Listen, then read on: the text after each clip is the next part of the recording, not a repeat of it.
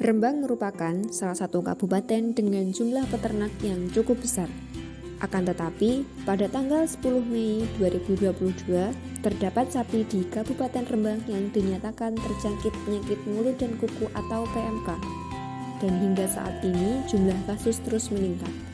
Berikut adalah penjelasan mengenai PMK yang disampaikan oleh Dr. Hewan Erdianti Permatasari. Penyakit mulut dan kuku merupakan penyakit yang disebabkan oleh virus bersifat akut dan sangat menular pada hewan berkuku genap seperti sapi, kambing, domba, dan kerbau. Untuk angka morbiditas, kesakitan, dan angka penularannya bisa sampai 100%. Untuk tanda-tanda dari penyakit PMK, yang pertama adalah hipersalivasi, di mana saliva menggantung, kemudian air liur berbusa sampai ke lantai kandang dan tempat pakan. Ternak akan demam, hal ini bisa dilihat dengan matanya merah, telinganya dingin, kemudian bulunya jemborok atau berdiri. Kemudian ada lepuh atau vesikel atau sariawan di mulut, lidah, gusi, kemudian di puting, di teracak kaki, sehingga menyebabkan sapi ini menjadi pincang. Biasanya gejala ini bervariasi tergantung dari pertahanan tubuh dari sapi tersebut. Karena adanya lepuh di mulut, biasanya sapi ini tidak mau makan sehingga menyebabkan penurunan berat badan dan produksi susu. Untuk cara penularan penyakit PMK, yang pertama adalah kontak langsung dengan hewan penderita, bisa melalui urin, kotoran, atau cairan, bisa dengan pernafasan, bisa juga penularnya lewat angin, di mana sesuai dengan kondisi udara bisa menular sampai 10 km. Kemudian penularannya juga bisa melalui vektor mekanis seperti serangga, kendaraan, peralatan, atau produk-produk yang terkontaminasi oleh virus. Orang juga bisa menjadi salah satu sumber penularan, jadi lewat tangan, pakaian, atau sepatu yang terkontaminasi oleh virus. Apabila menemukan tanda klinis yang disebutkan tadi, peternak untuk segera menghubungi dokter hewan atau petugas peternakan yang ada di wilayah tersebut agar dilakukan pemeriksaan lebih lanjut dan pengobatan suportif. Peternak juga perlu ngopeni sapinya dengan cara meloloh sapinya atau memberikan bubur konsentrat, kemudian hijauannya dicacah dan diberi jamu tradisional yang aman bagi sapi, dan tetap waspada dan tidak boleh panik. Kemudian peternak juga harus melakukan disinfeksi kandang setiap hari, sehari 2 kali. Untuk cara pembuatan disinfektan bisa menggunakan asam sitrat atau sitrun. Jadi 1 bungkus asam sitrat itu 50 gram bisa ditambahkan 5 liter air. Bisa juga menggunakan Baiklin dengan komposisi 10 ml Baiklin ditambah 1 liter air. 10 ml Baiklin itu sama dengan 1 tutup Baiklin ditambah 1 liter air. Bisa juga menggunakan disinfektan lain yang aman sesuai dengan takaran dari perusahaan disinfektan tersebut. Kemudian untuk penyakit PMK ini ada 3 prinsip pemberantasan pada PMK. Yang pertama adalah dengan mencegah kontak antara hewan dengan virus PMK. Yang pertama dengan melakukan tindakan karantina untuk ternak baru, kemudian isolasi untuk ternak yang sakit dan pengawasan lalu lintas ternak melalui jogo ternak. Kemudian yang kedua, menghentikan produksi virus PMK untuk hewan tertular, yaitu dengan melakukan stamping out atau pemusnahan. Kemudian yang kedua, melakukan disinfeksi kandang untuk membunuh virus yang ada di sekitar di lokasi kandang. Prinsip yang ketiga, meningkatkan resistensi atau kekebalan hewan pekan dengan vaksinasi. Jadi ternak ini merupakan rojokoyo bagi petani. Diperlukan kerjasama antara stakeholder terkait untuk memberantas penyakit ini, mulai dari tingkat desa sampai dengan tingkat pusat, sehingga penyakit ini bisa ditangani.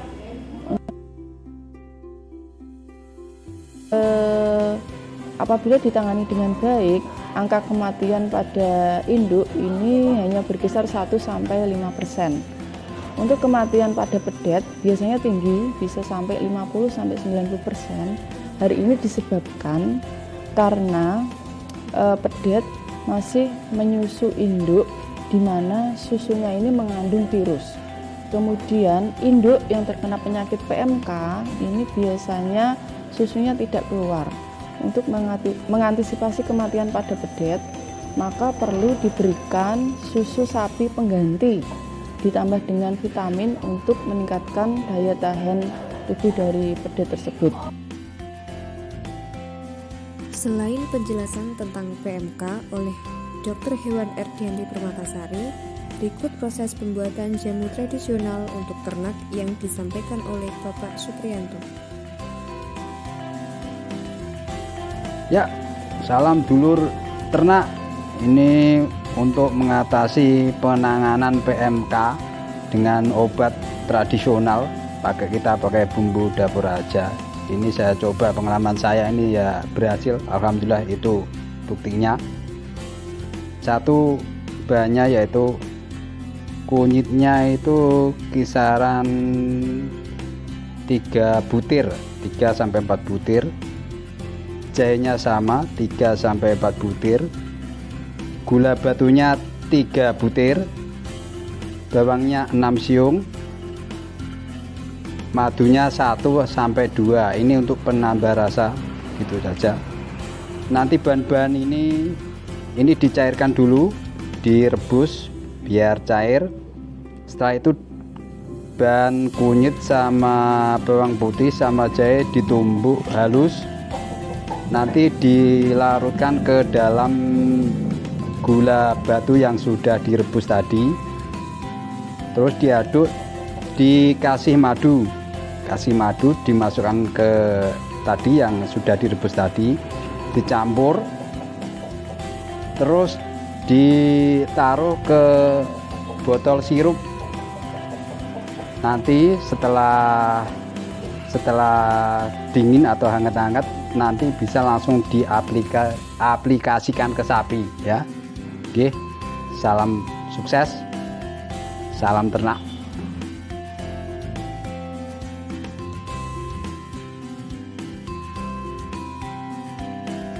Assalamualaikum warahmatullahi wabarakatuh. Yang saya hormati dan saya banggakan rekan-rekan peternak se-Kabupaten Rembang. Saat ini kita sedang menghadapi wabah PMK, penyakit mulut dan kuku, yang saya yakin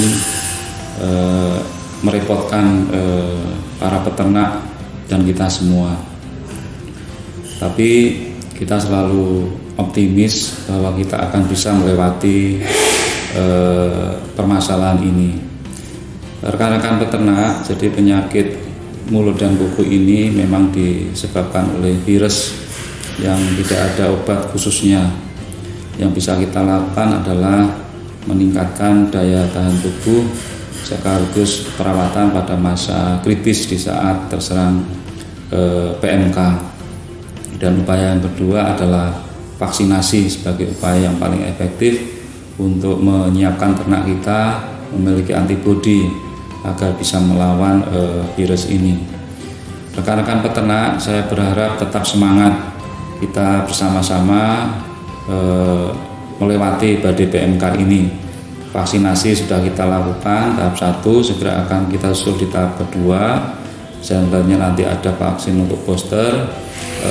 Kita pastikan insya Allah pasca vaksinasi sapi-sapi kita bisa bertahan dari penyakit PMK ini, dan Semoga nanti segera bisa kita buka kembali pasar hewan kita, sehingga peternak kita bisa mentransaksikan ternaknya untuk kebutuhan-kebutuhan kesehariannya.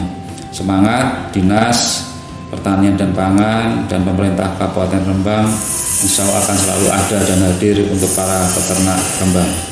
Terima kasih.